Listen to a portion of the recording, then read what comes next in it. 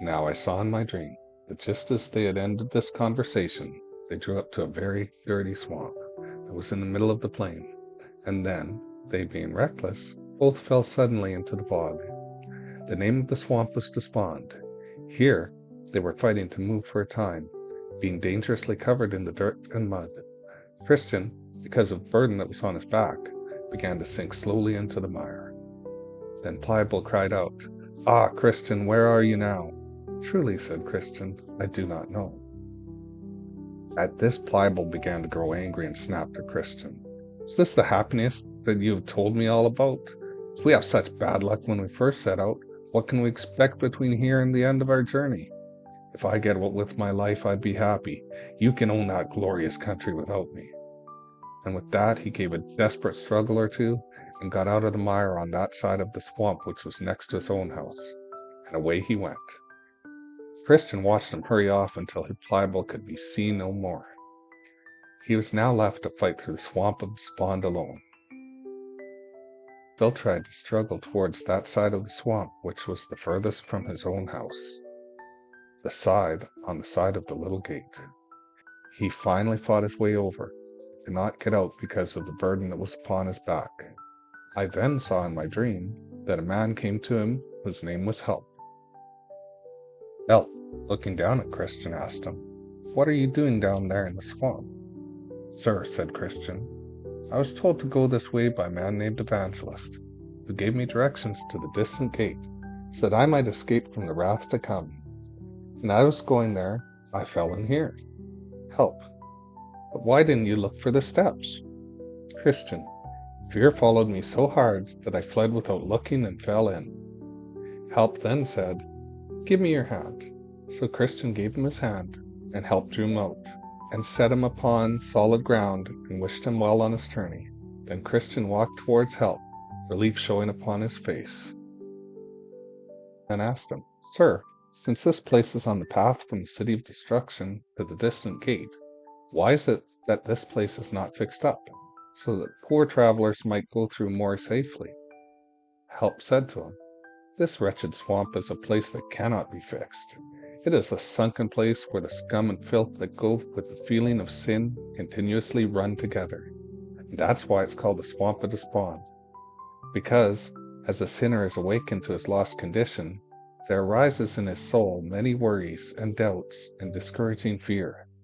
Then all of them flow together and settle in this place. This is the cause of the severity of this ground. It is not the wishes of the king that this place should remain so bad. His laborers have, at the discretion of His Majesty's surveyors, been working for about 2,000 years around this patch of ground. If perhaps it could have been repaired, it would have been already. Yes, to my knowledge," he said, "it has swallowed up at least 20,000 cartloads. Yes, millions of wholesome teachings that have throughout all that time been brought from all of the king's domains. From what they can tell, they are the best materials to repair the ground of this place, but it still remains the Swamp of Despond. And so it will still be when they have done all that they can," Help continued with a touch of sadness upon his face. "Still, there are, from the instruction of the lawgiver, many good and substantial steps placed throughout the very midst of this bog. But at many times, when this place has so much filth spewed into it, and when there's a change of weather, these steps can hardly be seen. Even if they are visible, people with a single-minded purpose in their heads, not seeing the steps there, will often fall in. But the ground is good if they get in at the gate. Now, I saw in my dream that by this time Pliable was home at his house. His neighbors came to visit him. Some of them called him a wise man for coming back, and some of them called him a fool for risking himself with Christian. Others mocked his cowardliness, saying, "You chose to adventure, but I would not have been so cowardly as to give up at the first sign of trouble." So Pliable began sneaking among them ashamed. But when at last he got more confidence, then they all turned their gossip away from him and began to talk about poor Christian, and not so much about Pliable. Now, as Christian was walking by himself, he spied someone far off crossing the field. In time they happened to meet just as they were both crossing the paths of each other. The gentleman's name that met him at the crossing was Mr. Worldly Wiseman. He lived in the town of Carnal Policy, a very great town, but also harder done by than the town where Christian came from. This man, then meeting with Christian, had already heard about him, because Christian's leaving the city of destruction was talked about not only in the town where he lived, but also it began to be the gossip in some other places. Mr. Worldly Wiseman then, after having guessed who he was, by seeing his back-breaking journey, and by noticing his sighs and groans, began to talk with Christian. Worldly, how are you now, good fellow? What brings you out in this burdened manner? Christian, I'm burdened for sure, as much as I think any poor creature has been. And when you ask me what brings me out, I tell you, sir, I'm going to that distant gate in front of me, for there, as I've been told, I shall learn of a way to get rid of my heavy burden. Worldly, do you have a wife and children? Christian, yes, but as I am so overloaded with this burden, I can't find the joy in them that I used to. It's as if I had none. Worldly, would you listen to me if I gave you some advice? Christian, if it sounds like good advice, I will. I desperately need some good advice. Worldly, then I would advise you that you need to rid yourself of that burden with all the speed you can muster, for you will never have a calm mind until then. You will not be able to enjoy the blessings that God has bestowed upon you with that burden weighing you down. Christian, that is what I'm looking for. Get rid of this heavy burden, but I can't get it off myself. There's nobody in our country that can take it off my shoulders either.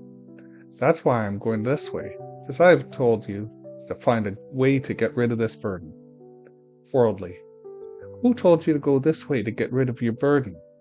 Christian, a man that seemed to be a very good and honorable person. His name, as I remember, is Evangelist. Worldly, curse him for his sending you out on this foolish quest. There's not a more dangerous and troublesome journey in the world than the road which he has sent you on, and you will find that out if you will follow his advice. You've found trouble, I can see already. I can still see the dirt of the swamp of despond is stuck to you. But that swamp is the beginning of the troubles that people that go that way find. Listen to me. I am older than you. You will find on the way in which you are traveling weariness, pain, hunger, perils, nakedness, swords, lions, dragons, darkness, and in a word, death. And maybe even worse. These things are certainly true, having been found out by the many people that have gone that way before.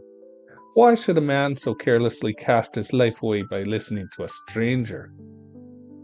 Christian, but sir, this burden on my back is more terrible to me than all of these things that you have mentioned.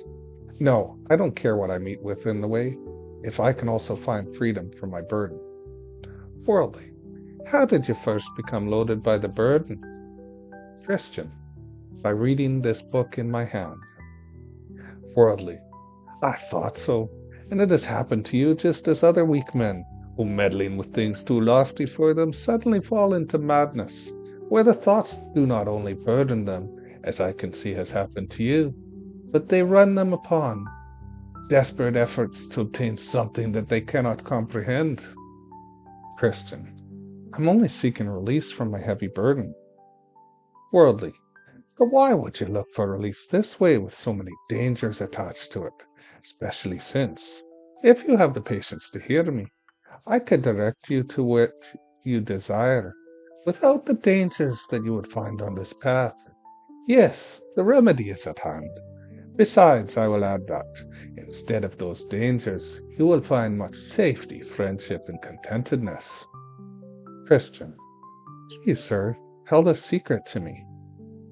Worldly, well, over in that village, the village named Morality, there lives a gentleman named Legality, a very wise man, and a man of very good name, that has the skill to help men with burdens such as yours, and to remove them from your shoulders. To my knowledge, he has done a great deal of good this way. Yes, and besides, he has the skill to cure those that are somewhat maddened with their burdens. To him, as I said, you should go, and be helped quickly. His house is not quite a mile from this place, and if he isn't at home himself, his son is a handsome young man named Civility that can do it, as I have heard, as well as the old gentleman himself. There, I say, you would be eased of your burden. And if you wouldn't want to return to your old home, as indeed I would not wish to after the rumors, you could send for your wife and children to move with you to the village. There are houses standing empty right now. You could have anyone at a reasonable rate. Food and drink there are also cheap and good. And what will make life even more happy is, to be sure, that you would live by good, honest neighbors, in both credit and in fashion. Christian was somewhat at an impasse, but he quickly concluded, if what this gentleman says is true, my best course of action is to take his advice. Christian then asked, Sir, which way is it to this honest man's house? Worldly. Do you see that high hill? Christian. Yes, very well. Worldly. You must go towards that hill over there, and the first house you come to is his. So Christian turned to go to Mr. Legality's house for help.